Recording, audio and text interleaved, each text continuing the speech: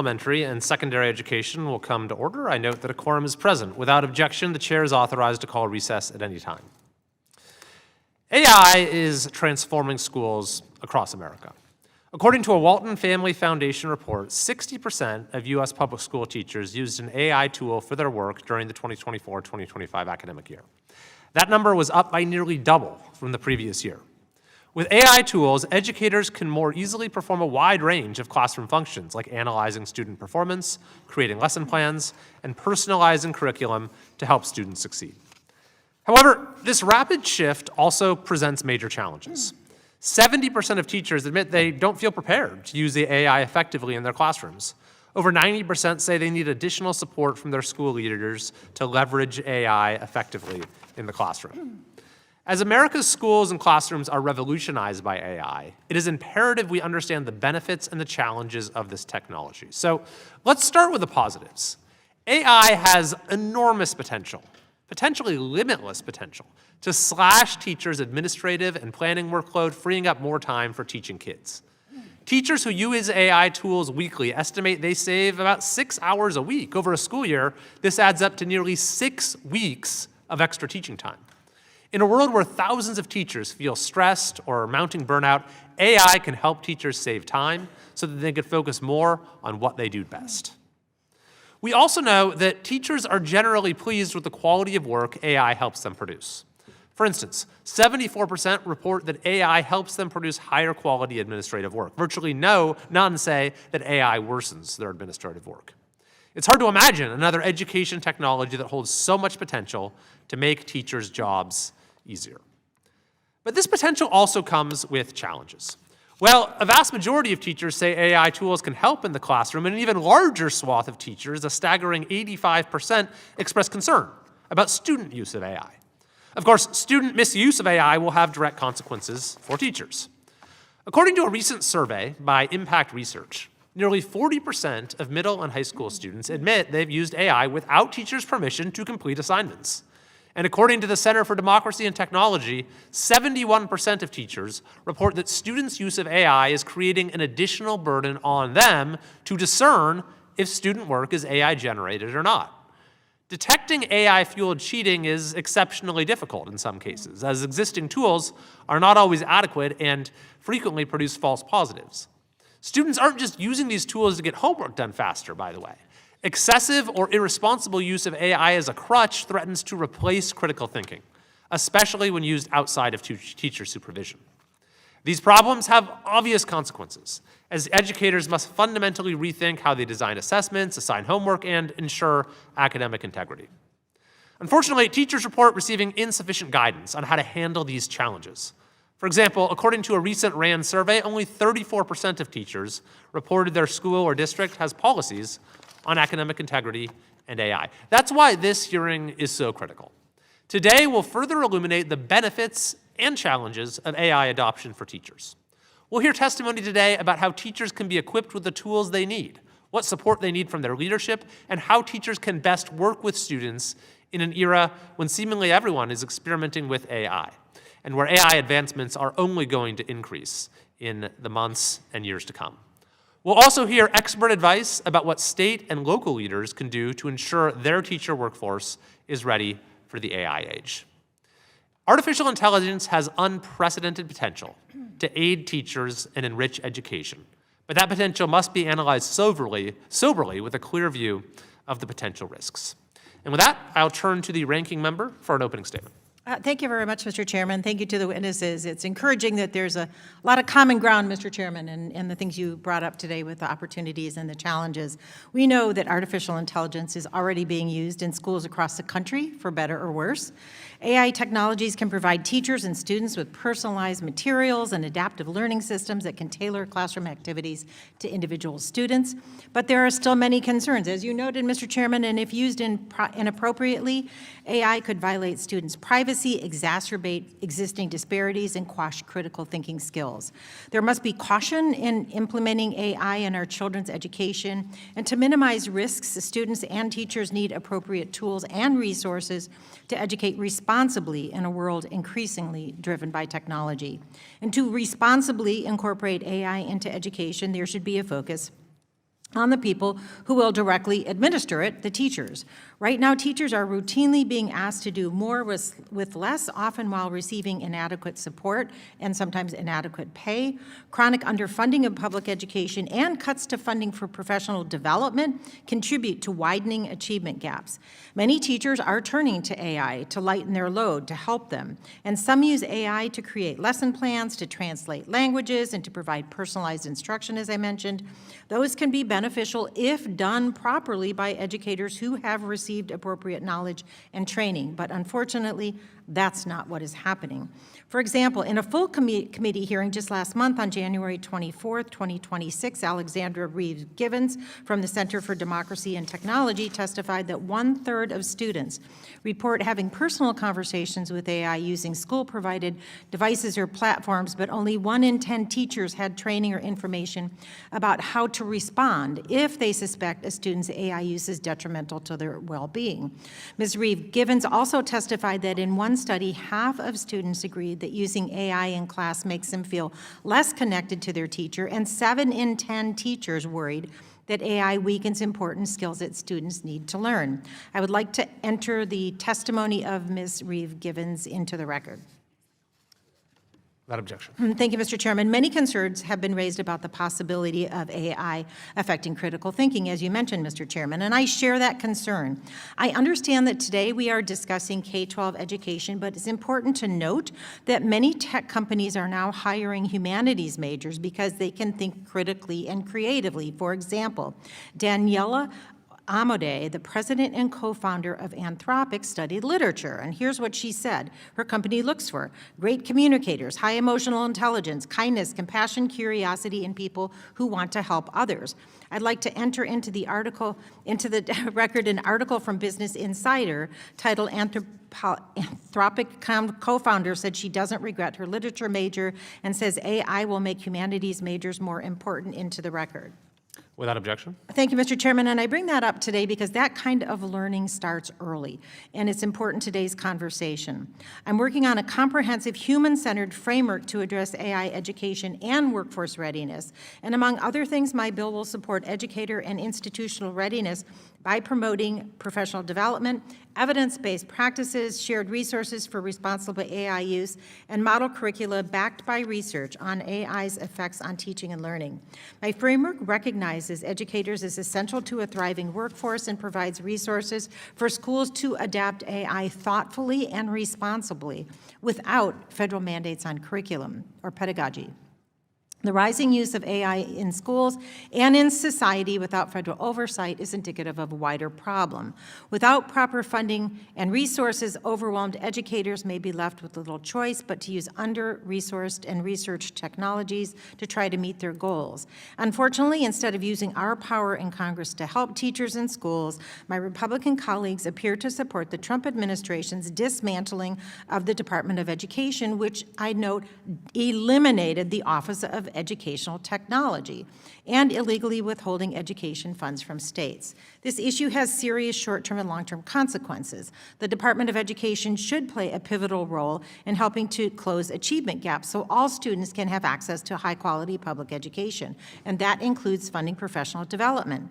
Historically, the department has helped provide critical resources to assist states, schools, and districts in navigating technological challenges. And what this administration has done to the department has diminished or even obliterated its capacity to provide these resources. So if we're serious about helping those who choose to leverage AI in classrooms to close achievement gaps, all students and teachers must have access to these tools. I represent a lot of rural communities, and I tell you, the department uses Title I funds to provide resources to schools that need it the most, including rural and underserved communities. And according to the National Education Association, at least 16 million students still live without access to the resources necessary for technology education. Without the department's leadership, or without the department, many schools, particularly in less affluent areas, will go without new technologies. This will likely further widen achievement gaps and leave more children behind. And we must also be vigilant that the AI tools teachers use to prepare lessons and instruct students do not reinforce existing biases or discrimination.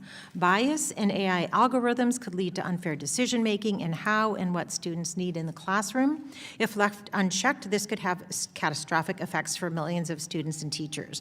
Our role in Congress should be straightforward, but far from simple. A public school system in which every student has access to high-quality education. So Congress must rise to the occasion, provide responsible guardrails for the use of AI in classrooms, increase federal investment in education, and particularly technology education, and see that teachers are paid a fair salary. So with that in mind, I would like to enter into the record the American Federation of Teachers Common Sense Guardrails for Using Advanced Technology in Schools. It's a report into the record. Without objection. Thank you, Mr. Chairman. It's often said that education is a calling. House Democrats will continue to fight to give teachers and students the resources and tools they need to fulfill that calling and provide the best education to students today, tomorrow, and for generations to come. And I look forward to the testimony and yield back. Pursuant to Committee Rule 8C, all members who wish to insert written statements into the record may do so by submitting them to the committee clerk electronically in Microsoft Word format by 5 p.m. 14 days after this hearing. And without objection, the hearing record will remain open for 14 days to allow such statements and other extraneous material noted during the hearing to be submitted for the official hearing record. I'll now introduce our witnesses. Our first witness is Ms. Michelle Blatt, the State Superintendent of Schools for the West Virginia Department of Education in Charleston, West Virginia. Our second witness is Mr. Anish Sohoni, CEO of Teach for America in New York City. Our third witness is Dr. David Slikheis, representing the American Association of Colleges of Teacher Education from Valdosta, Georgia. And our fourth witness is Mrs. Allison Knox, Senior Director of Education and Workforce Policy at Microsoft in Washington, D.C. We thank the witnesses for being here today, and we look forward to your testimony. Pursuant to committee rules, I would ask that you each limit your oral presentation to a 3-minute summary of your written statement. As committee members have many questions for you, the clock will count down from 3 minutes. However, pursuant to Committee Rule 8D and committee practice, we will not cut off your testimony until you reach the 5-minute mark. I'd also like to remind the witnesses to be aware of your responsibility to provide accurate information to the subcommittee. With that, I will first recognize Ms. Blatt for your testimony. Chairman Kiley, Ranking Member Bonamici, and members of the committee, thank you for the opportunity to be here today. As the 34th State Superintendent of Schools in West Virginia, I provide strategic leadership for our public education system to implement our statewide priorities. I am also a member of the Board of Directors for the Council of the Chief State School Officers. Our teachers are excited about the time saving that they have seen with the use of AI, as you've mentioned in your opening remarks, to differentiate instruction for our students and develop lesson plans that have engaging activities and are able to meet the needs of our students. West Virginia currently has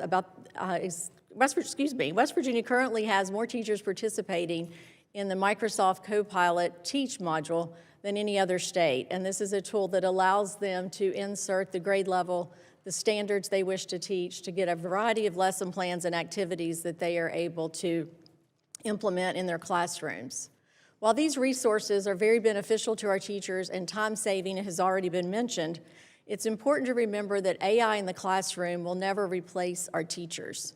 It is important that we continue with our teachers to provide that meaningful relationship that is so important in our classroom experience. Our students also rely on our teachers to be guided on the effective uses of artificial intelligence. So we encourage our teachers to provide these experiences for students in a safe space where they can learn. If you walked into some of our middle school classrooms today, you would see students what appears to be in playing Minecraft, when in reality they are going through a series of lessons from the Prodigy Learning modules on understanding AI and safe use of AI. Our Superintendents Association has also spent a great deal of time learning over the past year about the resources to help them more effectively do their job where it comes to data analysis and administrative tasks. And all of these things have been beneficial to allow our administrators and superintendents to get out into the schools and do more engagement with our students. Our guidance that we adopted in West Virginia in 2024 allowed us to begin to put some guardrails and some cautions on the information that our schools were receiving on AI. We chose to do guidance due to the fact that we knew this was a quickly changing world for artificial intelligence, and we did not want to be able not to adjust quickly on the guidance that we needed out in our schools. We've since adjusted and done some edits twice to our guidance documents as new things have come up. We also completed a stakeholder survey where we had our school and district staff, along with family and communities, tell us what they want to do with AI. 97% of those respondents wanted to make sure that we were keeping literacy, numeracy, and critical thinking skills in place. However, they were also quick to point out that they did not want to limit too much of the AI technology because they knew our students would need that to be prepared for jobs in the future. So our experience has shown that this flexibility that we're providing our states and districts has really worked out for our schools. We're able to add to resources quickly, we're able to make changes, and we're able to provide the supports that our teachers need for effective implementation. We strongly believe that the work that we do with our districts is better than what we mandate to our districts. And so we're eager to continue working with our districts to expand the effective use of AI, and I thank you again for the opportunity to be here and to share the great work we're doing and answer any questions you may have. Thanks very much. I'll next recognize Mr. Sohoni for your testimony. Chairman Kiley, Ranking Member Bonamici, and members of the subcommittee, thank you for the opportunity to testify on teaching in the age of AI. My name is Anish Sohoni, and I serve as the Chief Executive Officer of Teach for America, a national nonprofit focused on expanding access to an excellent education for all children. I'm a former teacher. I've worked in schools, school systems, and education organizations for my entire career. And for over 35 years, Teach for America has been recruiting and developing high-impact educators and have fostered a network of more than 72,000 education leaders nationwide, serving in 37 states and the District of Columbia.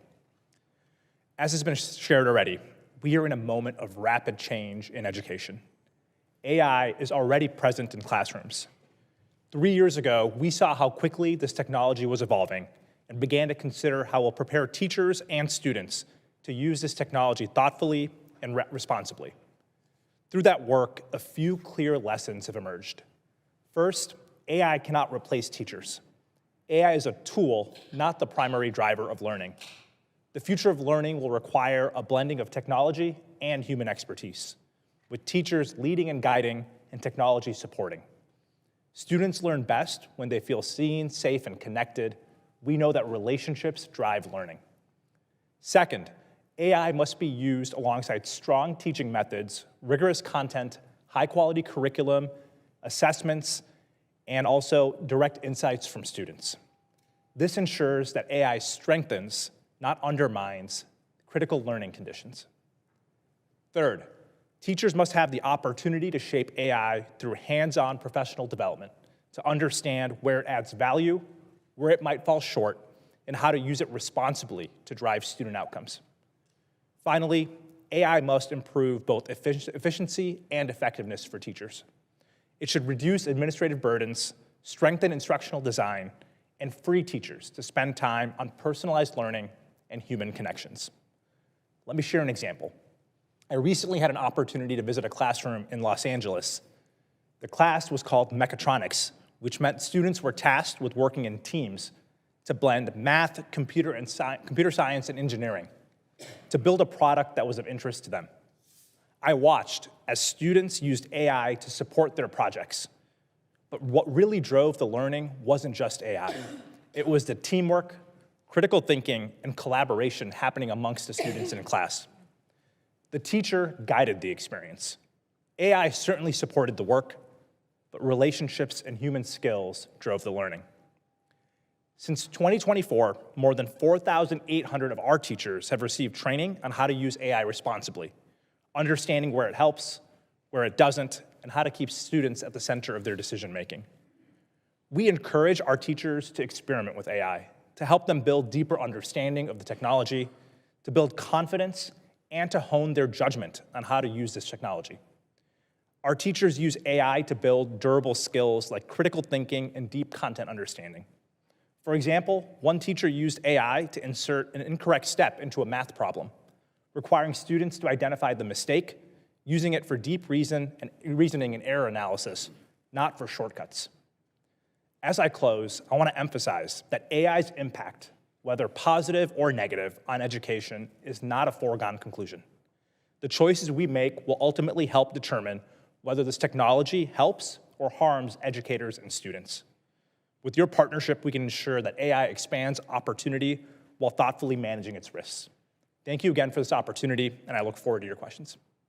Thanks very much. I'll next recognize Dr. Slykeis for your testimony. Thank you, Chairman Kiley and Ranking Member Bonamici, members of the committee. My name is David Slykeis. I'm representing AACTE here today. I'm also the chair of the National Technology Leadership Summit, and it is an honor and privilege to be able to discuss this topic with you here today. I think it is important that we first recognize that AI is not a future technology. AI is here, and it is absolutely being used in schools, as people have given examples. Teachers are using it to aid in lesson plan writing and creating assignments. Students are using it to create content, both written and images, video, and music, and as a tutor. AI is really good at some of these things in helping teachers. It can create leveled reading assignments so that teachers can get reading passages that are adapted for each person in their classroom. But there are also some things that it's being used for that AI is not good at, including grading essays. Too often, AI systems are both biased and inconsistent when used in that application. And it is clear that there is no consistent use from teacher to teacher within a school, or from school to school, or even from district to district. I think what everyone is really looking for is guidance and guardrails on how AI should be used. Teachers want to use it, but they don't really know how much to use it. And it's hard to create that guidance because the technology itself is changing so fast. If a policy would have been written in 2023, that policy would have focused almost entirely on how not to use GPT for cheating.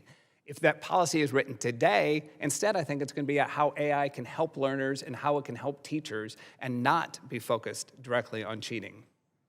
But this is leaving states and school districts all to scramble to create their own policies. Right now, as Ranking Member Bonamici mentioned, there is no Office of Educational Technology who could help with this. The National Education Technology Plan that they produced could have helped provide a framework for some of this work. In fact, when I read the testimony from Mrs. Knox here at Microsoft, at the 5 bullets at the end that she proposes, I thought would be perfect to hand over directly to the OET for them to carry out.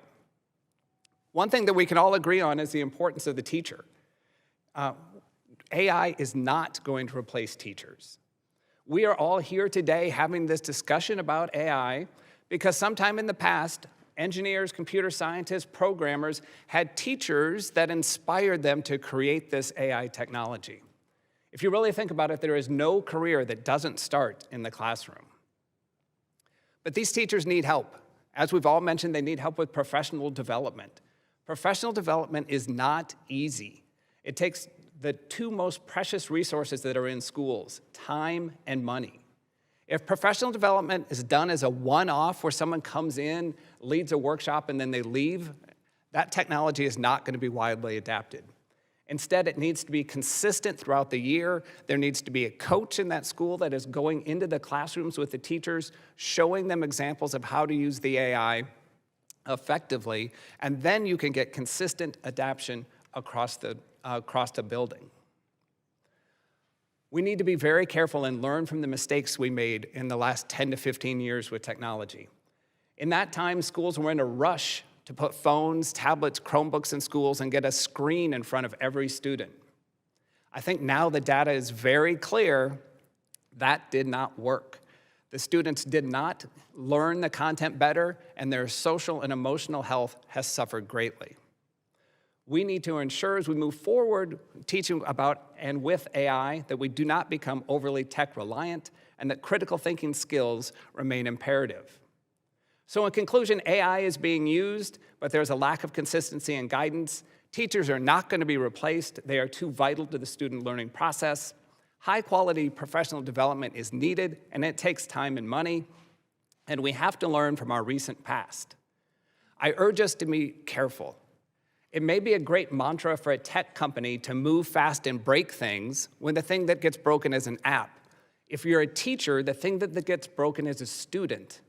So instead of moving fast, teachers need to move intentionally with technology. Instead of breaking things, they need to nurture those students as those students are going to become the next generation of doctors, engineers, and politicians that will lead us into an AI-rich future. Thank you for your time. Thank you very much. And lastly, I will recognize Mrs. Knox for your testimony. Thank you. Thank you, Chair, Ranking Member, and members of the subcommittee. My name is Allison Knox, and I'm the Senior Director of Education and Workforce Policy at Microsoft.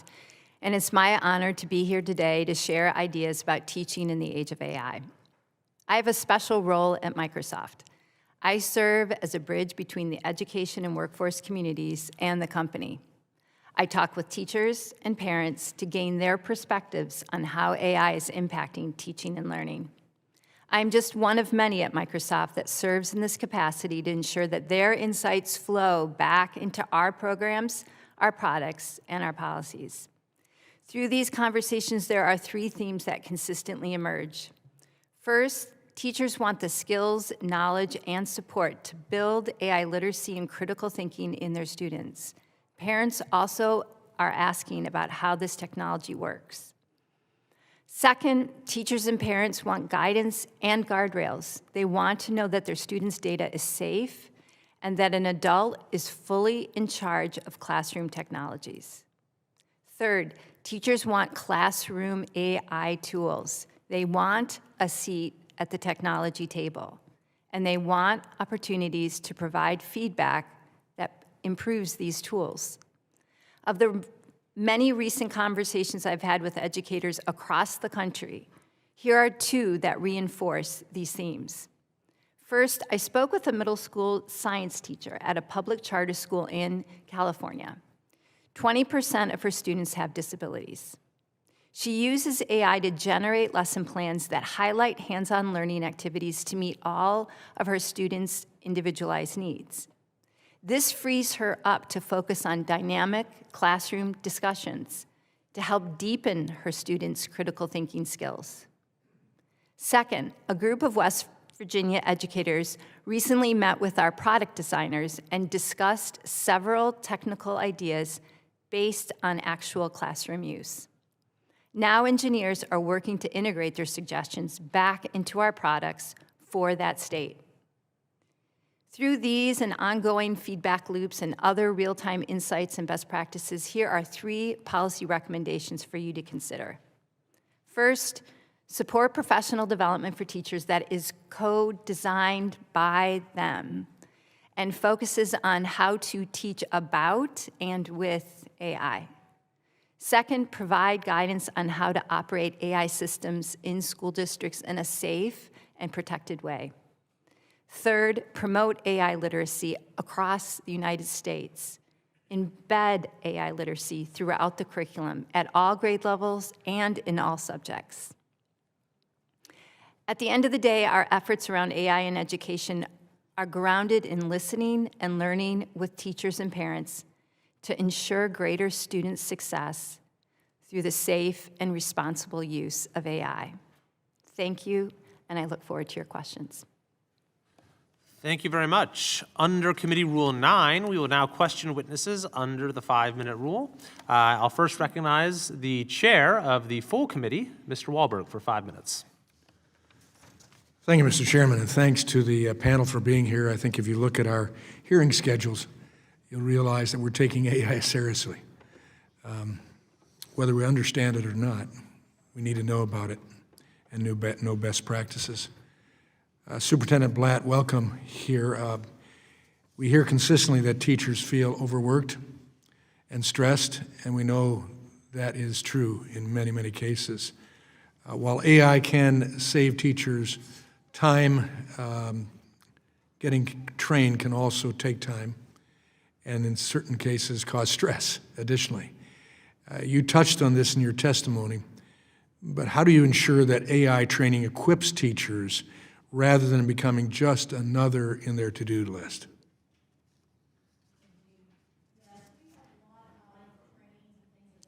Your microphone, please.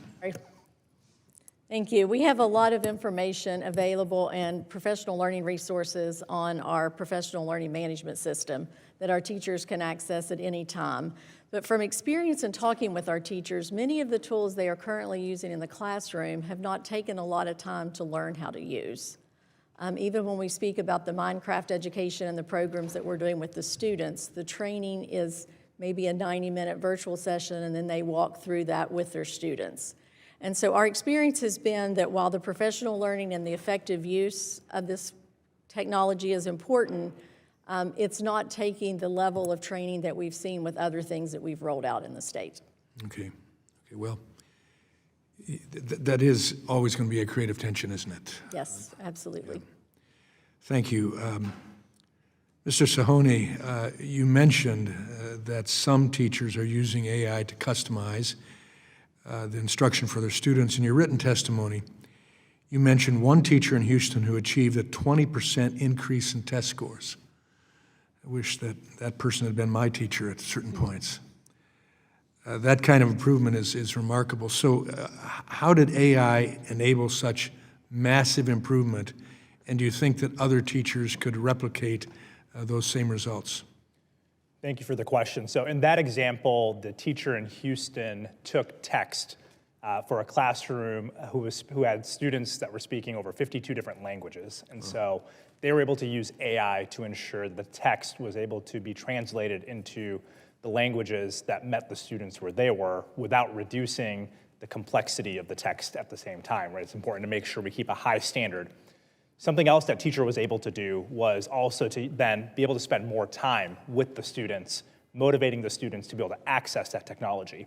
I think this example speaks to a broader idea that AI has the potential to help support the personalization of learning opportunities for students, while at the same time freeing up the teacher. It would have taken that teacher way too long to try to replicate the different languages on their own, to then spend that time building relationships with the students to motivate those students to strive to achieve their goals as well. So I think the combination of technology and the combination of the relationships the teacher is then able to build can really support achieving the student outcomes we care about. Interesting.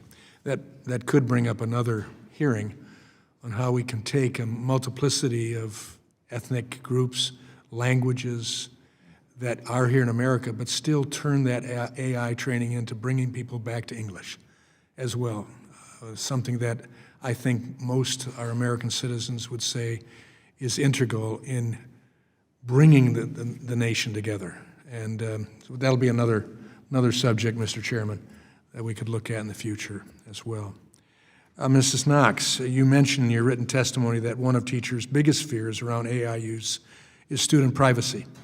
What advice would you give to teachers who want to use AI responsibly and without compromising student data? Yes, thank you for the question. And safety, I think, is going to be probably a big theme of today's hearing. There is no question that student data privacy is on everybody's minds when it comes to AI.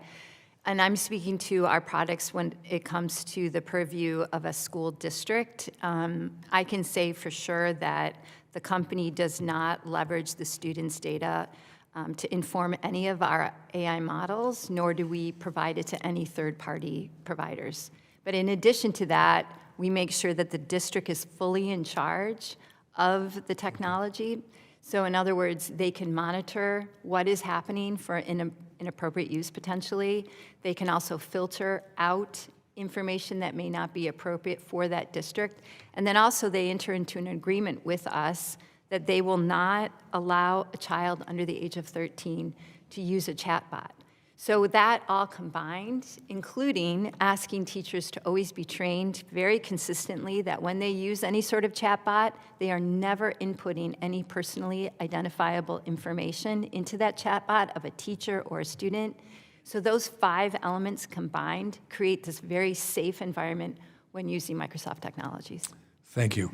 I yield back. I'll now recognize the ranking member of the full committee, Mr. Scott, for 5 minutes. Thank you, Mr. Chairman. Mrs. Blatt, could you, you're the state superintendent. Could you tell me the advantages or disadvantages in statewide versus local guidance on the use of AI? Where we have so many so many rural districts in our state, one of the things that we do for a lot of our districts is really to focus on providing a service and some things that they don't have the expertise in. And so by putting out this guidance, we enabled them to be able to adapt it to their own confines and figure out what worked for their individual teachers. And so we try at the state level to always provide the resources, the tools, and the guidance to our districts, but allow them to locally design what works best for them. And does that guidance include guidance used by students as well as teachers? Yes, sir. Thank you. Mr. Sahoni, you essentially said that you want to use AI when it helps and not use it when it doesn't help. How do teachers and students figure out the difference? Yeah, we train our educators starting before they enter the classroom to understand what responsible and ethical use of AI looks like. So in my testimony, I shared the example of one of our educators who inserted an incorrect step in a math problem to support students to do the deep reasoning and critical thinking necessary to understand how to solve the problem. That emerged because we were able to train our teachers in understanding why that would enable critical thinking. We were able to also hedge against or guard against the risk that a student then enters the math problem into a chatbot and gets the answer back to them. So while there are no guarantees, our bet is that if we train and support teachers and educators in understanding how the technology works and how the technology can drive critical thinking, they can also support their students to do the same. And you said who is we providing the training? Yeah, so I run an organization called Teach for America, and we support and train novice teachers as well as first and second year teachers through coaching and development. And so we take the foundations of what we know of effective teaching practices and teaching pedagogy, what we know about how students learn, and implement that training. Dr. Sackhouse, you mentioned things like keep critical thinking skills and things like that. Again, who can provide the professional development so that people can learn? I mean, that guidance doesn't just drop out of the air. Where do you get it? There are a variety of people who have moved into that space. There are companies that have moved into the professional development space and are offering that. I think you can also look to colleges of teacher education as experts in that to come and provide that training for school districts as well, as they are learning and teaching pre-service teachers on how to use the technology.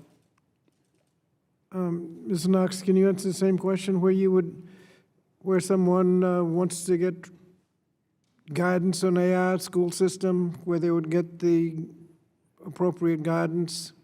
Yeah, it definitely is a great question, and I think most of us agree that although we love to engage with online learning, sometimes being in person for a training can really make a huge difference, and that's what we've learned through our partnership with the American Federation of Teachers. We have launched with OpenAI and Anthropic a new, and UFT, the National Academy for AI Instruction.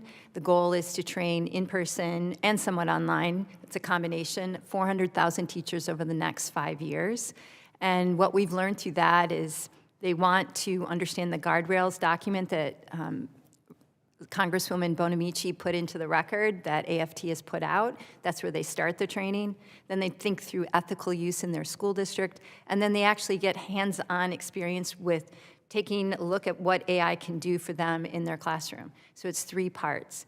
But we are trying to reach out as much as possible in person to teachers across the country. If a local school board was interested in guidance, where would they look? Well, there are a couple of organizations that I'd recommend. One is Teach AI, and they can go right up to the local school AI guidance. There's a toolkit and a policy guide, both of which I think are phenomenal and endorsed by many educational associations and are being leveraged in about 34 states. Thank you, Mr. Chairman. I'll now recognize myself for 5 minutes. Mr. Sohoni, you have kind of a unique vantage point into the landscape of education in America with Teach for America, which places recent college graduates at schools all across the country. So, and your students or your teachers arrive at their schools well-trained with how to use AI, but I'm sure they confront a variety of conditions in schools all across the country as far as how AI is being utilized. Could you give us some sense as to what that landscape looks like, how much variation there is in terms of the use of AI in classrooms? Yeah, thank you for the question. AI technology in education and classrooms is here, as we've all covered, and given that we work in 37 states and DC, in rural America, urban America, we have a vast landscape of where we have experience, and what we find is there's great variance in terms of the technology tools that have been adopted by these school systems, and so our focus is on ensuring we help our educators learn how to work with and use those tools, no matter what the tool is. Again, responsibly and ethically, and also to drive personalized learning so that they can focus on things that motivate them, like relationship building. Yeah, the heart of TFA's mission is to close the achievement gap that exists in American education. Do you see AI as a sort of a tool for doing that? I think there's huge promise and there's huge risk at the same time. I think the promise, which is what I want to anchor in because AI is here, students and educators are using it, is that it can really deliver a personalized learning opportunity for students. It can ensure that all students get exactly what they need to drive forward their outcomes. I think it can also ensure that students and teachers are able to build the kind of very real human relationships that only educators are able to build as well. At the same time, I think it is not a foregone conclusion that we will have that future, in large part because if this technology goes into schools and into classrooms without support for students or without training for teachers, it could also be used in ways that diminish critical thinking that students are doing, or it could be used as a shortcut to seemingly drive forward student outcomes, but ultimately do not. Yeah, I think that's really key, and the point raised by Mrs. Knox about supporting professional development across the country, I think is really vital because I think that this technology does have extraordinary power to close achievement gaps, but if it's adopted in ways where it benefits some areas but not others, it could also serve to exacerbate that gap. So it's really important that we get it right. Finally, we've been talking a lot today about how AI for teachers can optimize kind of the back end of teaching, if you will, in terms of administrative tasks and so forth. But there's also, I believe, especially as models get more advanced, the opportunity to open up a whole new kinds of pedagogical experiences. And maybe I'll open this up to Mrs.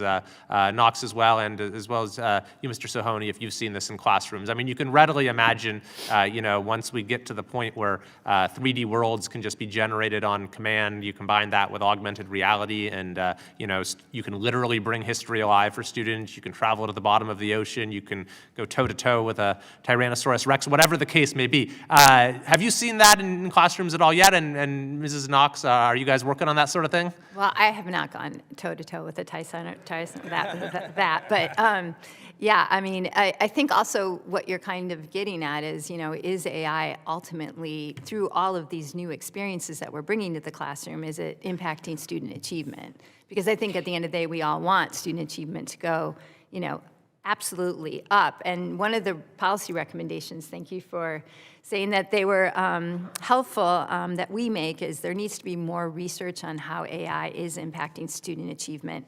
And I just wanted to share a quick story with you. I spoke with a high school teacher in Colfax, one of the high schools, and I asked him if he felt that if his students were learning more because he's using AI tools. And he emphatically said, absolutely yes. And so I asked him to break it down a little bit for me, and he said, basically, my big issue is that I have to engage students for them to actually want to learn. And the best way to do that is to take whatever lesson or concept I'm trying to teach and really focus it on something that they are very interested in. And in the past, I might find out what that is, but it would take me an entire year to shift my curriculum. Now it takes me potentially a day. I can get the presentation built, the rubrics built, I can get the research done to prove that all this information's there, and I can verify it. But what that lets me then do is and now he's using the Socratic teaching method. So now he's got the content, now he's got the Socratic teaching method, he's asking the harder questions, and he's convinced because of all of this, his students are learning a lot more. Fascinating. Well, thank you very much. I'm out of time. If you have examples, and Mrs. Blatt as well, that you'd like to share as the hearing goes on, those would be great to hear. I'll now recognize the ranking member, Ms. Bonamici. Thank you, Mr. Chairman, and thank you to the witnesses. According to a report from the Center for Democracy and Technology, 86% of students and teachers used AI in the last school year, but less than half of teachers and students received either professional development on AI or guidance for its use in schools. And we know many educators and students are rapidly embracing AI for its promise to improve productivity. Thank you, Ms. Knox, for that story. But without clear instruction and support and safeguards, they risk diminished learning outcomes, tech-enabled harassment or bias, and a more disconnected classroom. So it is really about how do we do this in the right way, in a positive way. Dr. Slykeis, a 2025 report found that less than 1/3 of teachers received guidance on how to use AI tools, what AI is and how it works, and how to monitor AI systems. So what resources could the federal government provide to close these professional development gaps? And could these resources adequately inform educators about AI-related bias, which you mentioned in your testimony, privacy risks, and responsible use, beyond just optimizing tasks, which is important. There's a lot more to it. Yeah, thank you for the question. So as we've talked about here, I think the overall goal is getting AI to improve student achievement, right? And Mr. Sohani here has access to a huge database of teachers, but we need to study that, right? And we need the incentive, we need the grants and the research to be able to go out and see, are these things that they're implementing, are they getting the gains that they want? Because they want to know that too. Everyone wants to know, is this being effective? And so we need to be able to have that ability to run some of these large-scale research studies to make sure that how AI is being implemented, which ways are effective, which ways aren't, which ways are leading to student achievement, which ways might be leading to social and emotional impact that is detrimental, how we can distinguish all of that. But it's going to take. You can't figure that out overnight. Yeah, it's going to take a little exactly. time, and it's going to take a little research. I've always been a strong supporter of IES, Institute Yes. for Educational Sciences, and Yep. of course the Office of Technology at what's left of the Department of Education.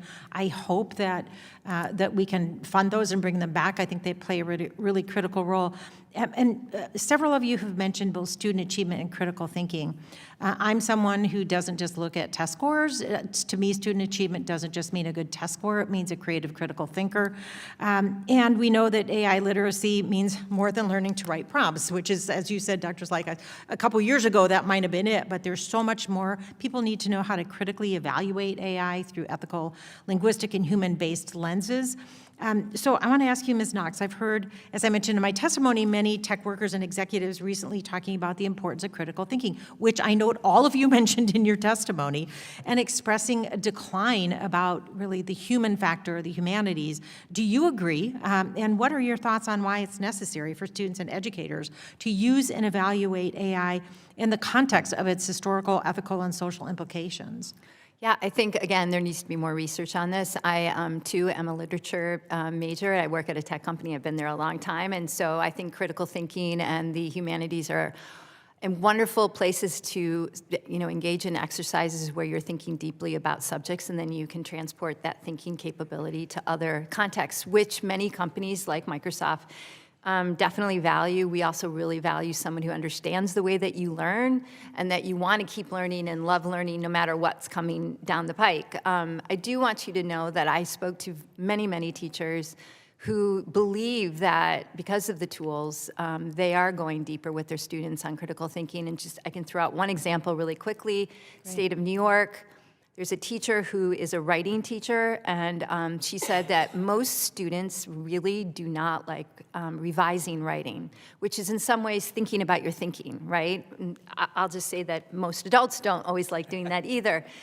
So she has found a way for them to describe a scene that sometimes she uses the prompt herself, and sometimes it's the student. It doesn't really matter. And then what comes back to the student is a visualization through AI of what it is they wrote, Well, this gets them very engaged. And guess what? A lot of times what comes back isn't what they thought they wrote. It's more sort of hands-on, project-based, problem-solving learning, right? Which And is, so they revise their writing. that's great. We had a great hearing in this subcommittee on screen time, which is something you mentioned, Dr. Slikheis. And I'm almost out of time, but I really quickly want to ask you, Mr. Sohani, you said you encourage teachers to experiment with AI, and I wonder what you learned from that, and what if the experiment doesn't work? What do you do with that? And then what if it does work? How do you share that with other educators? The reason we encourage it is AI is not a tool or a technology that you can just slap into a classroom. It's something an educator has to have experience with and actually really try on. What we found is our educators have increased level of confidence and understanding in the technology when they are able to use it, and they're able to have stronger levels of judgment on how to effectively use it. We're in the business of taking what we've learned and sharing that knowledge across the sector and across the field, and so it's important to us to make sure that the learnings also are Thank spread you. beyond. I have so many more questions, but my time has expired. Thank you, Mr. Chairman. Mr. Harris of North Carolina is recognized. Thank you, Mr. Chairman, and thanks to all of you on the panel today for your input and testimonies. Ms. Blatt, I want to ask you a couple of questions here. I noticed that the West Virginia Department of Education issued a public stakeholder survey where they found that approximately 4 out of 5 respondents expressed some degree of concern or worry surrounding the uses of and the adoption of AI. And yet your state has been able to implement statewide guidance on AI. And since then, I would just be curious, what has been the responses that you've heard from teachers, from parents, and from students themselves? Well, I think from our teachers, we've learned a lot and continue to learn a lot as they work through the different programs and different resources that they have. Our students, especially the ones that we have engaged with some of our statewide pilots, feel very engaged with their learning. An example would be with our Minecraft education. They've been able to engage in a game that they were familiar with while learning the different parts of AI and understanding that. We've had a lot of feedback, especially from parents around our use. We talk about the social media and the use of screen time and different things, and we've limited that in our schools here in the last year, especially with the use of cell phones. And so our parents are seeing that when they engage with this technology and some of these AI programs, they're more engaged with that because they're not spending so much time on their cell phones. And they've seen a difference in how they're responding and interacting with each other as well. Okay, that's awesome. Do you believe that the teachers in your state feel more equipped to handle issues pertaining to academic integrity and AI in the classroom because of the guidance you guys were able to provide? I do believe so. And an example would be that with our guidance, we train our teachers in like really how to use the AI, as opposed to maybe telling a child that I need you to write the definition for your 10 vocabulary words to give me 10 sentences, which a child could do in ChatGPT in literally 10 seconds. Right. We encourage our teachers to put in to the platform themselves, how can I engage students to help them understand how to learn these vocabulary words and how to use them in sentences. And then what we get back is a list of activities that are differentiated that we can provide to our students. So it increases some of the creativity that our teachers are able to use to engage the students. Awesome. Okay. Mr. Sohani, I know from reading your testimony and hearing you today, you believe AI can be a valuable tool in the classroom with proper guardrails. And studies have shown that teachers using AI can save up to 6 hours per week on prep time, allowing them to focus on their students really more directly. So let me ask you, where do you believe the line is between teachers using AI efficiently versus becoming self-reliant on it? I think one of the opportunities we have with AI in education is actually to make the teaching profession itself much more attractive and interesting. I know historically we've had a challenge. Interest in the teaching profession is at a 50-year low. What we found is educators are excited about this idea that if I can become a teacher, I can be a leader in my classroom, I can work with AI and technology to support what I do, and I can focus on what makes me very excited to be a teacher, which is to build relationships with students, to motivate them to accomplish their goals, then it might be a much more interesting profession. So I start there to say, I think there is always a fine line between when AI technology can be used and when the teacher, at the end of the day, is really central to the learning. What we have found is it requires both working together, and I think there's an opportunity to get even more people interested in the teaching profession with what's available to us. Well, and as the CEO of Teach for America, you interact with teachers all the time, and so I'll just give you the last minute. What do you think are teachers' biggest concerns, and what can principals and superintendents do to help in this matter? When we talk to teachers, they're worried that they're not going to get the professional development support they need to be able to effectively utilize the tools that their students are using and the tools that they themselves now have access to. So I think the key here, as we've been talking about, is making sure educators are supported with understanding how to use this technology. I'll also add, I think there's a huge opportunity. One of the things that we're very early on, given how emergent this technology is, but I think there's great potential for, is the concept of something like a teaching simulator. Oftentimes, novice teachers want to be able to practice and have at-bats at doing things like IEP meetings or to practice parent-teacher conferences. I think the technology is going to evolve to a place where they'll get that kind of support. So I think we also hear from educators, let us know how we can take advantage of the technology that's available to us as it evolves so we can strengthen our practice. Thank you, sir, and thank you all. Mr. Chairman, I yield back. Representative Grijalva of Arizona is recognized. Thank you, Mr. Chairman. Dr. Slykeis, thank you for joining us today. All of you, thank you for joining us today to discuss the future of the American classroom. In my district, in Arizona, CD7, Pima Community College serves as a vital workforce pipeline, partnering with our K-12 districts and regional employers to provide job-aligned training.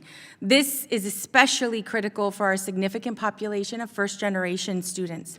To build a strong school-to-career pipeline, we cannot have our K-12 students graduating as mere passive users of technology. They must enter a post-secondary education with critical AI literacy that is human-centered skills that translate directly into career success. Right now, most students can navigate AI with ease, while their teachers need support and training, so this conversation is very timely.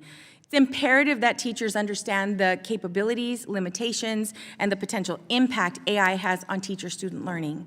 We must ensure that the tools being used to close the achievement gaps do not inadvertently compromise the privacy or future of the very students we're trying to uplift.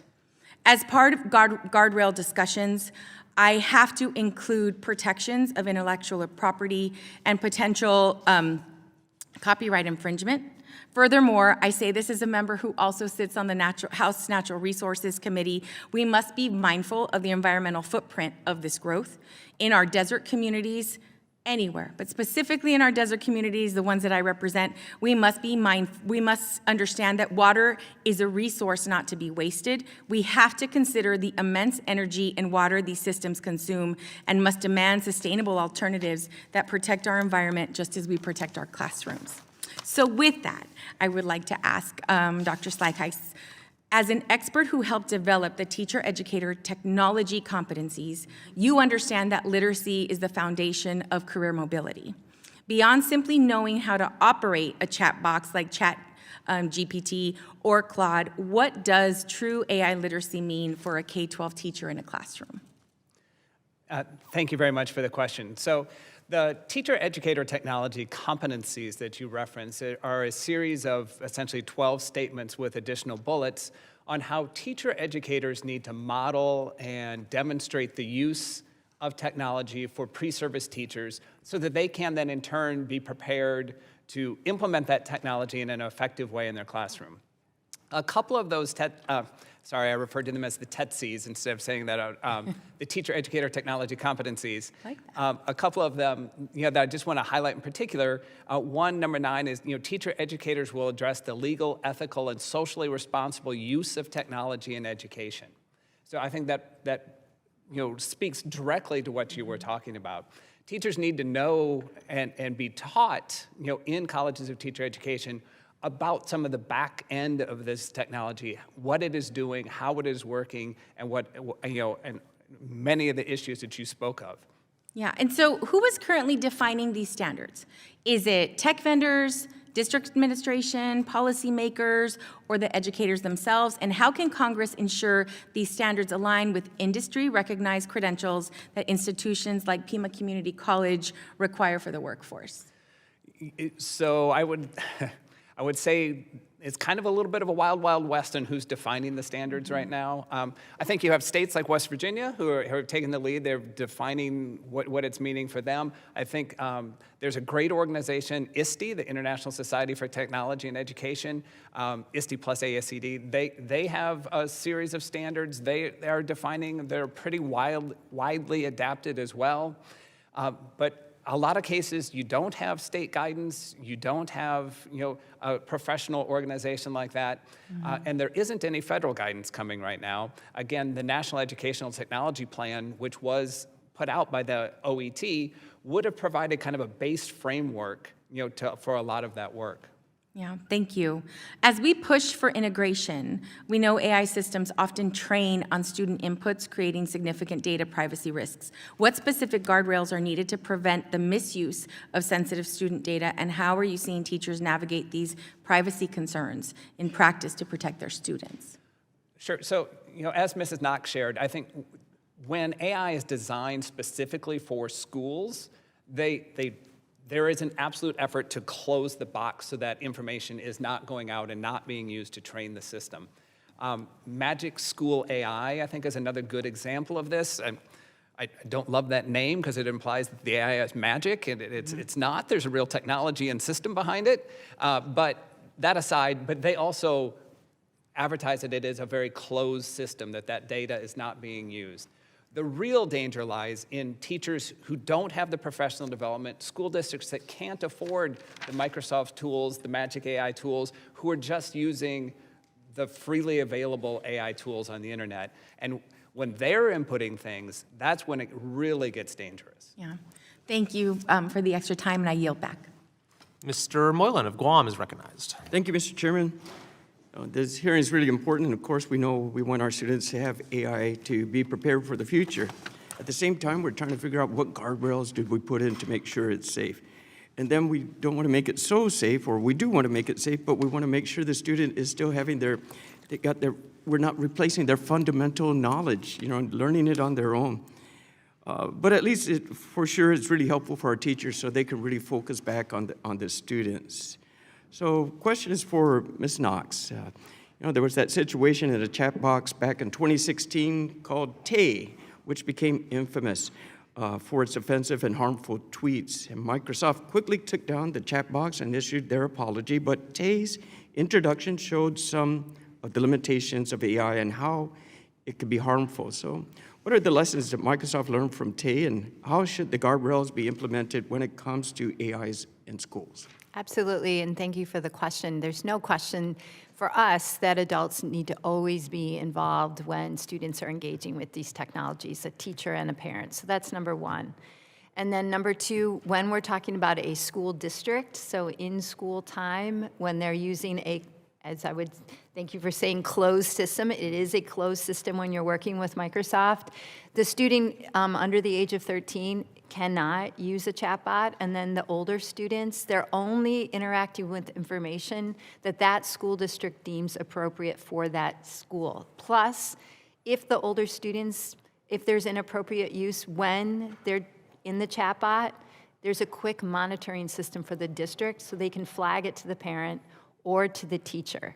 Furthermore, we really train teachers and parents and students never to put any personalized, identifiable information into the chatbot so it can never come back up. So there's a lot more training on that.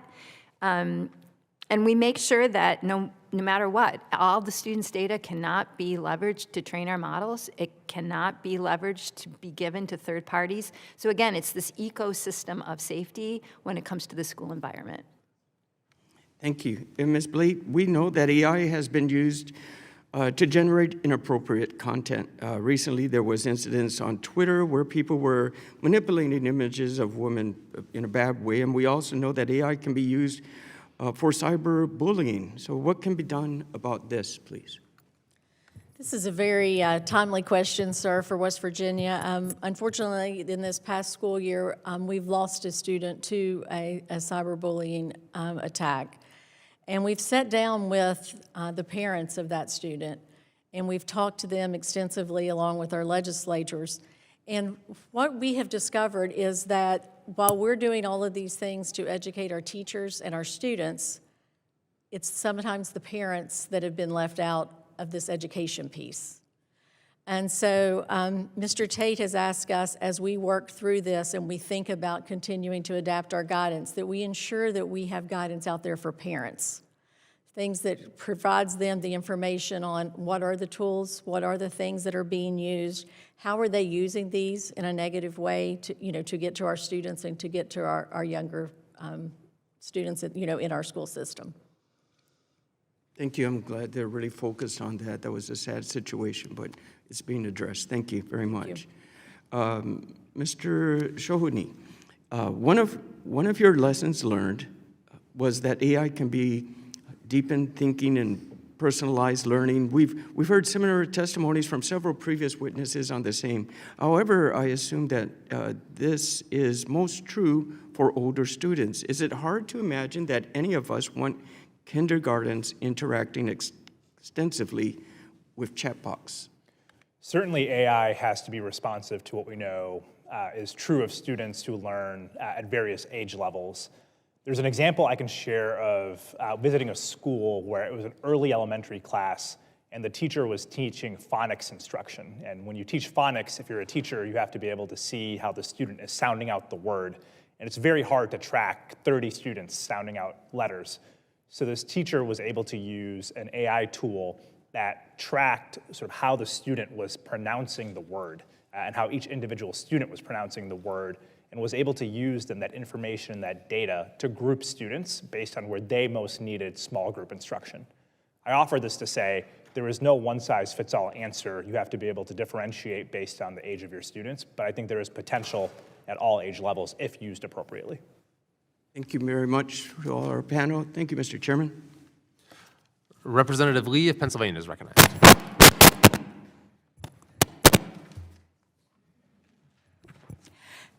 Thank you, Mr. Chairman. Teachers in my districts, they have a variety of opinions on AI. Right? Some of them don't feel comfortable enough to incorporate it.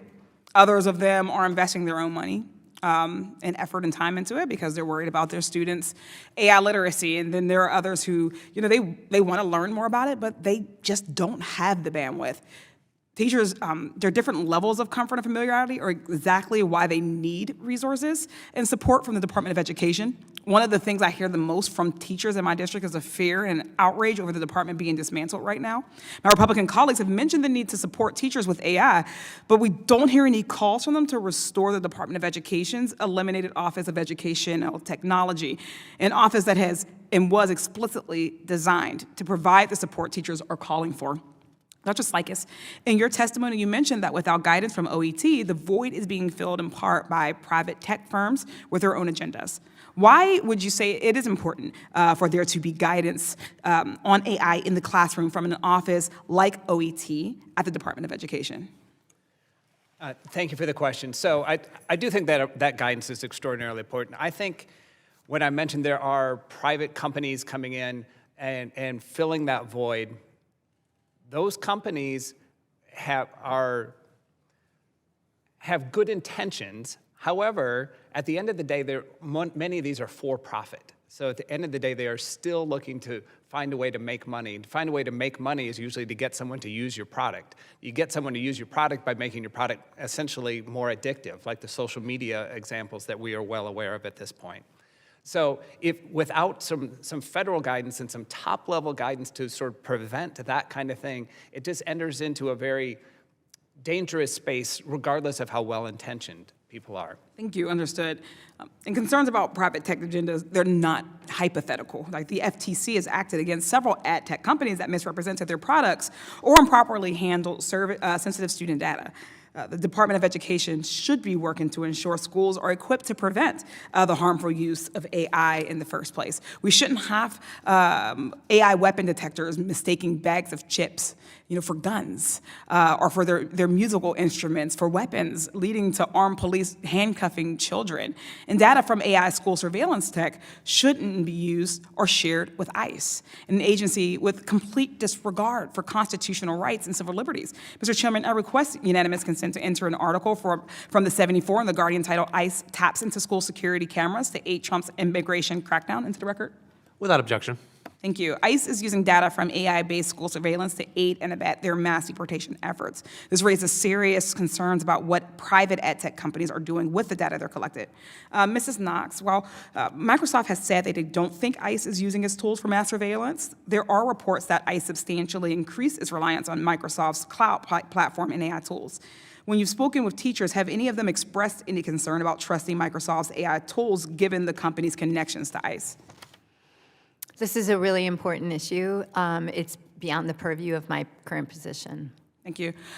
We do hope, and I appreciate that response, and I hope that if you all get the opportunity that you are able to dig into that one, because it is really important that we understand where this data is going and how it is being used, and that as teachers are expressing concern, that it is being addressed.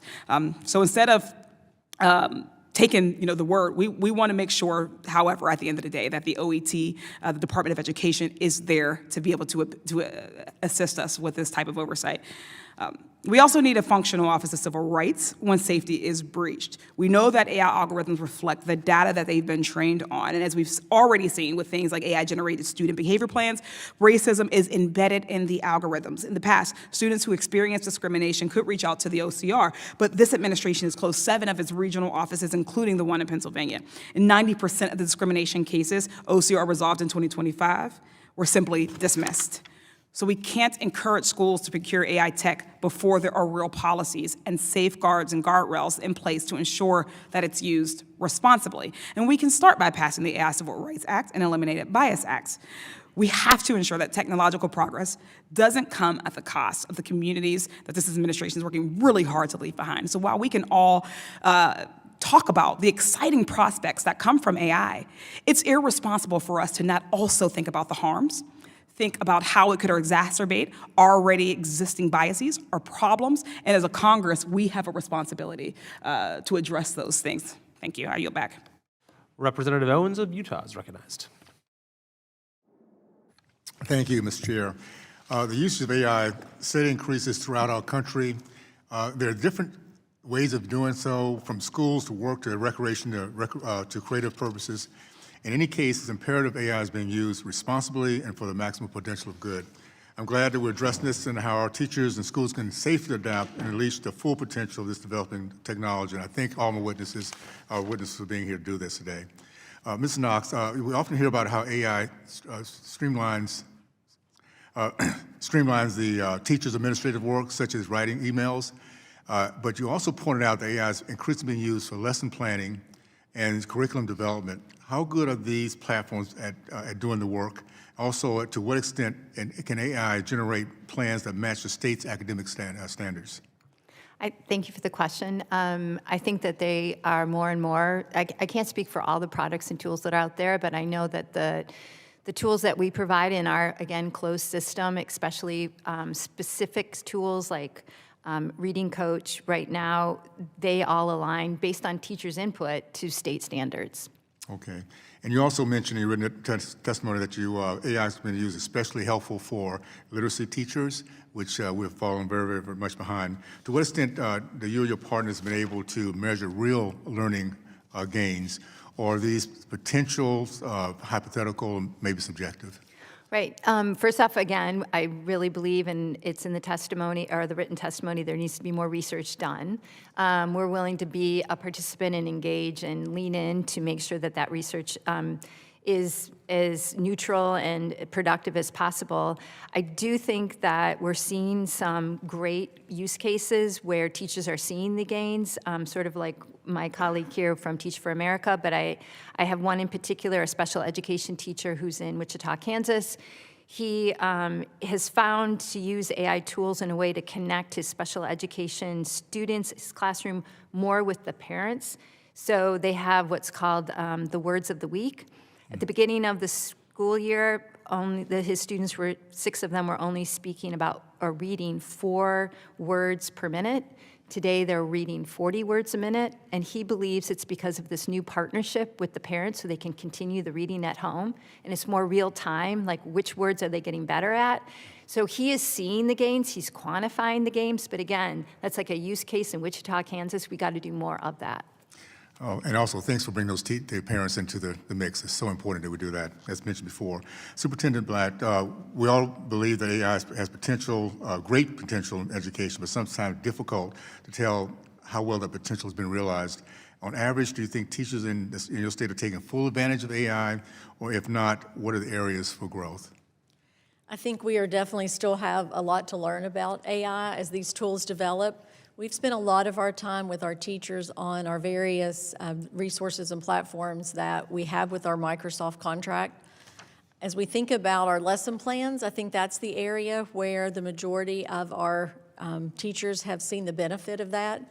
We recently adopted the science of reading and passed some legislation on the Third Grade Success Act. And one of the things we found out was that the adopted curriculums many of our counties had did not have good phonics lessons. That was a piece that was missing. And so our teachers were able to use AI to quickly develop a multiple list of activities and things to embed those phonics lessons into their instruction. Very good. Thank you so much. Mrs. Sahani, we both agree that AI cannot replace our teachers. AI instead needs to be a tool to help our students develop their thinking. Is there any additional examples of how teachers are currently employing AI to improve the students' learning process without simply giving them the correct answers? Absolutely. So one example I'll point to, I think a question that often comes up is around special education. How do we support all students with using AI tools to help their learning? And what we found is educators have the opportunity, if used correctly, to scaffold lesson plans and scaffold their lessons and the actual materials that students are engaging with in a way that all students can engage with. So there's several examples, whether it's use in math, use in phonics, as I mentioned earlier, or in special education. I think there's immense potential and opportunity. Again, if educators are supported, trained to understand when to use it to drive critical thinking, to make sure students are doing the heavy lifting with their learning, and when not to use it so that students aren't taking shortcuts in their learning journey. Thank you. Just how excited I am to see you guys on the leading edge with this, not only for our students, but for the teachers and the parents, and that's the combination that makes it work. So thank you guys for what you're doing. I really appreciate it. I'll yield back. Mr. Messmer of Indiana is recognized. Thank you, Mr. Chairman, and thank you to the witnesses for being here today. Mr. Sahoni, you mentioned that teacher voices are often missing ingredients in AI policy and product design. How do you think teachers can help shape AI development and policy? So at Teach for America, we have something called the EdTech Fellowship, where we have some of our teachers who work with technology companies to actually shape how the technology gets used in the classroom. Our teachers share, they're able to go deeper and better understand what the technology is to help inform and influence how that technology gets used in the classroom. And we also hear from the technology companies that they are able to strengthen their tools as well. So it's our belief that educators, especially this next generation coming into the teaching profession, many of whom are digital natives with AI technology, have a lot to offer in terms of how the technology can be used and also how it shouldn't be used in the classroom. Okay. What issues might get overlooked without the perspective of teachers? There's several issues that can get overlooked. First is the idea of what a strong teaching pedagogy look like. How is the AI tool actually supporting what we know makes for an effective teacher in the classroom? We also know how students learn, and a big part of how students learn is by engaging in building relationships with their teachers, and so making sure that the technology is used to actually personalize learning and also creating space and room for teachers to be able to continue to build those relationships. There's risk we lose that and the technology replaces, in theory, what a teacher is supposed to do. I think screen time has come up here. We don't actually, again, believe that AI will replace teachers, but too often students spend too much time in front of screens or in front of technology. I think the real opportunity here is alongside what the technology can offer, also making sure students are developing the durable skills like critical thinking, teamwork, and collaboration that many employers are going to be looking for in the future as a part of how they learn. Thank you. Mrs. Knox, you mentioned in your written testimony that 1 in 3 teachers lacks confidence in using AI safely and effectively. You mentioned Microsoft does teacher professional development through Microsoft Elevate for Educators. What do these resources look like, and how can they help teachers feel more comfortable? There's no question there's a relationship between feeling confident and then wanting to use the tools more and then using the tools even more creatively. So we have found through Elevate the best way to go about ensuring this sort of great flywheel of learning for teachers is to broker partnerships with huge organizations like the American Federation of Teachers, but also with other groups like the American Association of Community Colleges, even rural groups, that touch teachers in different ways, like Future Farmers of America, and then parent groups, which is more like 4-H. And we develop these partnerships so that we're making sure that our programs and certifications are real and grounded in what students are facing today. And so our Microsoft Elevate program really does work alongside of our teachers and puts teachers' voice first. Okay, thank you for your questions, and I yield back the remainder of my time. Representative Thompson of Pennsylvania is recognized. Chairman, thank you so much. Thanks to all the witnesses for the information that you brought on this important topic. Mrs. Knox, can you explain upon how Microsoft is helping special education teachers utilize AI to better support students who are learning with disabilities? Absolutely, and thanks for the question. There's just no question in my mind that the students with disabilities, their needs are better met because of certain AI products, in part because the company is committed to AI and accessibility in any product we develop from ground level up. So in addition to what we do in the school district sort of closed system, I think all of us might realize that individual products like even Microsoft Word or PowerPoint, you can go in, just to give you an example, and I've talked to teachers about how much they love this particular aspect of our tools, you can go in and go to something called Immersive Reader. So if you can't see well, you can make the font bigger. If you have a hard time breaking down a lot of text, it can simplify the concepts. If you want to interact with the text of a document, it allows you to do that as well. So divergent thinkers, students who have challenges with attention, all of these things that they bring to the tool, they can redesign the tool and redesign the text so that they can learn more. And let me just tell you that it does two things. One, yes, of course, we believe that students are learning more, the students with disabilities, but it's also asking the student to think about, how do I learn? How do I think? And that skill is a skill they're going to need for the rest of their lives. Just to close out on special education, there's no question it's helping with building more effective IEPs. There's no question that, again, AI is helping more special education students connect better with their teachers and parents. And then finally, we do have a new certification that's being offered to special education teachers so they can get trained and certified and get a badge. And we did that in partnership with teachers in Wichita, Kansas. Very good. The evolution of this technology is perfect timing, given the fact that we are way overdue of reauthorizing Individuals with Disabilities Education Act. So, Mrs. Knox, you mentioned how Microsoft worked with FFA and agriculture science teachers to develop farm beats for students using AI to bring precision agriculture and ag education directly into the classroom. Can you share early outcomes or success stories from the classrooms using farm beats for students? Yes, and I'm really excited that you asked the question because there's a group of students in Mecklenburg High School in rural Virginia they're watching this hearing, and I wanted to make sure that they and their teachers, Brittany Perkins Causey, are shouted out because this group of students and this teacher is indicative of how we've deployed something called Farm Beats for students. And there's one, at least, in every single state of the country. But let me just tell you about what they're doing in this classroom, and it's just indicative of the whole process, which is one, all students in agriculture science, they have to learn about plants and how well plants are doing. And so usually what they used to do is use an old-fashioned thermometer and put it in the plant soil and then process the data that way. Well, now we give them, through these kits, and it was developed with teachers, these are sensors, and the sensors go into a microbit, and the microbit generates data, and then we can manipulate data. But in addition to that, the students are also creating AI models. And when they create the AI model, they can actually take pictures of the plants and determine their deficiencies, and the model that this individual student has created can predict and recommend fertilizers.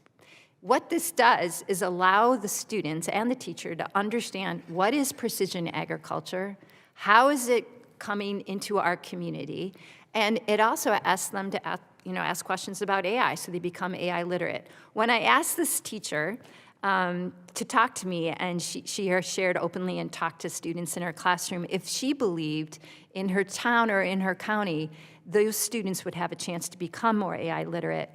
Without this kind of experience, she said absolutely no. Yeah, well, you can let them know that the chairman of the U.S. House Committee on Agriculture is very proud of them.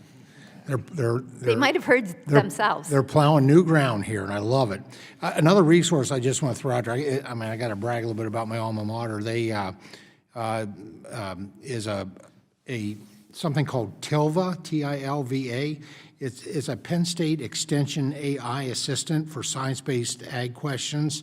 It is Pennsylvania specific, but Penn State has made a commitment to work with any other state, the District of Columbia, whomever, to help those entities develop this same product. So thank you so much. Well, to Ms. Perkins, I think you said it was, the class.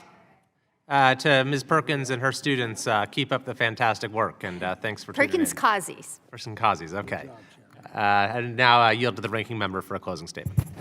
Thank you, Mr. Chairman. Thank you to the witnesses. It truly has been an informative hearing. I speak with teachers a lot as a member of this committee, and there's a lot on their plate right now. They're dealing with their own juggling lessons plans, but also an increase in social media addiction, and we're seeing what's happening with devices and taking them out of the classroom, and the responsibilities they have with an increase in behavioral health needs for students. There's just a lot on their plate. But I know that they're working to do what they can to provide a high-quality education for the next generation of students. And oftentimes they're trying to do all this with inadequate resources and insufficient pay. So at the same time, we know, as we talked about today, AI is being used in more schools across the country. And as we discussed, this technology can provide teachers with new options to manage those responsibilities. But it also adds the monumental task of teaching students how to responsibly use AI in an increasingly technology-driven world. And educators should not have to do this alone. Congress must continue to support the resources, the training, professional development necessary for teachers to do this work. And I just want to mention that Title II of the Bipartisan Every Student Succeeds Act is about funding professional development. I know many of us are former state legislators, and they don't always have enough resources to fill those gaps. It's an important investment we should be supporting. And of course, my comprehensive framework that I mentioned, this is going to provide evidence-based professional development resources to help educators understand and navigate the opportunities and risks. I hope we can work on this on a bipartisan basis. And right now, again, the Trump administration's attempt to dismantle the Department of Education isn't helping. Eliminating the Office of Education Technology doesn't help. It leaves schools and teachers without resources and guidance that would help them do their jobs. So we cannot repeat history by allowing AI to widen existing inequities, and I hope, Mr. Chairman, that we can work together on policies and investments that do result in every student having access to well-rounded education that will lead to their success in classrooms today and careers in the future. I really appreciate the FFA story. Ms. Knox, you told me that earlier, and it's very inspirational. But we want every teacher to be able to have the support and professional development they need to happen. And finally, Mr. Chairman, I just want to add into the record, there were some voices that were not included here today, and I mentioned the current cover story on Time Magazine that just came out a couple of days ago called The People versus AI. And just a couple excerpts, and I'll enter this into the record. Not much unites Americans these days, but a growing cross-section of the public. From MAGA loyalists to Democratic socialists, pastors to policymakers, nurses to filmmakers, agree that on at least one thing: AI is moving too fast. A 2025 Pew poll found that 5 times as many Americans are concerned as excited about the increased use of AI in daily life. The public thinks that AI will weaken our ability to think creatively, form meaningful relationships, and make difficult decisions. Other surveys show that Americans believe AI will spread misinformation, erode our sense of purpose and meaning, and harm our social and emotional intelligence. So I want to enter that into the record, Mr. Chairman, because I know we all have constituents Without who objection. believe that, and I think it's important to have that as part of the consideration as we talk about the challenges and opportunities going forward. And I thank you again for your testimony, and I yield back the balance of my time. Well, thank you very much to all of our witnesses. Truly very useful insights. I think this was a truly excellent panel and a really important hearing. You know, I am an optimist when it comes to AI in education. I think there's extraordinary opportunity and potential.